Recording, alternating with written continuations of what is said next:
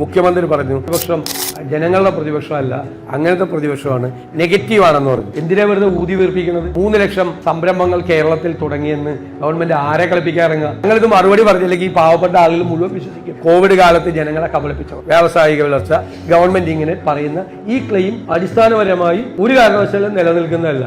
ഇത് ഡാറ്റ വെച്ചിട്ട് തന്നെയാണ്. എല്ലാ ഡാറ്റ നിങ്ങൾക്ക് തരാം. എല്ലാ ഡാറ്റ നാഷണൽ ഡാറ്റ. ഇവരായിരുന്നു പണ്ട് ഇതെല്ലാം ചെയ്തുകൊണ്ടിരുന്ന ആളുകൾ എന്ന് എന്നെ കൊണ്ട് പറയിക്കരുത്. ഇപ്പോ സ്വകാര്യ യൂണിവേഴ്സിറ്റി വരുന്നു. 10 കൊല്ലം മുണ്ട് സ്വകാര്യ യൂണിവേഴ്സിറ്റി കൊണ്ടുവരാൻ ശ്രമിച്ച ആരുടെ കരണത്തടിച്ച് നിലത്തിട്ട ആളുകളാണ്. വിഴിഞ്ഞം പോർട്ട് ഉമ്മൻചാണ്ടി കൊണ്ടുവന്നപ്പോൾ 6000 കോടി രൂപയുടെ റിയൽ എസ്റ്റേറ്റ് ആണ് എന്ന് പറഞ്ഞ പാർട്ടി സെക്രട്ടറിയാണ് ഇപ്പൊ മുഖ്യമന്ത്രി ആയിരുന്നിട്ട് ഇപ്പോ വിഴിഞ്ഞം പോർട്ടിന്റെ നേട്ടത്തിൽ ഞെളിഞ്ഞിരിക്കുന്നത്. കൊച്ചി മെട്രോ വന്നപ്പോ സമരം ചെയ്ത ആളല്ലേ ഈ വ്യവസായ മന്ത്രി, പാർട്ടി ജില്ലാ സെക്രട്ടറി ആയിരുന്നുകൊണ്ട്. ഗ്യാസ് പൈപ്പ് ലൈൻ വന്നപ്പോൾ പറഞ്ഞത് ഭൂമിക്കടിയിൽ കുഴിച്ചിട്ട ബോംബാണ് എന്ന് പറഞ്ഞൊരു മന്ത്രി ഈ സംസ്ഥാനത്തെ മന്ത്രിസഭയിലുണ്ടല്ലോ. എന്നിട്ട് ഇപ്പൊ ഗ്യാസ് പൈപ്പ് ലൈൻ ഞങ്ങൾ കൊണ്ടുവന്നു. അന്ന് സമരം ഇരുന്നു. എക്സ്പ്രസ് ഹൈവേ ഞങ്ങൾ കൊണ്ടുവന്നപ്പോ എന്താ പറഞ്ഞത്? അത് കേരളത്തെ 2 കീറി മുറിക്കും, 2 +2 കൊണ്ടുവന്നപ്പോ എന്താ പറഞ്ഞത്? പെരിയാരെ മെഡിക്കൽ കോളേജ് കൊണ്ടുവന്നപ്പോ എന്താ പറഞ്ഞത്? സ്മാർട്ട് സിറ്റി കൊണ്ടുവന്നപ്പോ എന്താ പറഞ്ഞത്? ഏറ്റവും അവസാനം ആ സീപ്ലെയിൻ കൊണ്ടുവന്നപ്പോ എന്താ പറഞ്ഞത്? ഇപ്പൊ വിഴിഞ്ഞം പോർട്ടിനൊക്കെ പറ്റി പറഞ്ഞു കേട്ട് കഴിഞ്ഞാൽ മുഖ്യമന്ത്രി അഭിമാനിക്കുന്നത് കണ്ടു കഴിഞ്ഞാൽ ഷിപ്പ് വന്ന കാര്യമൊക്കെ.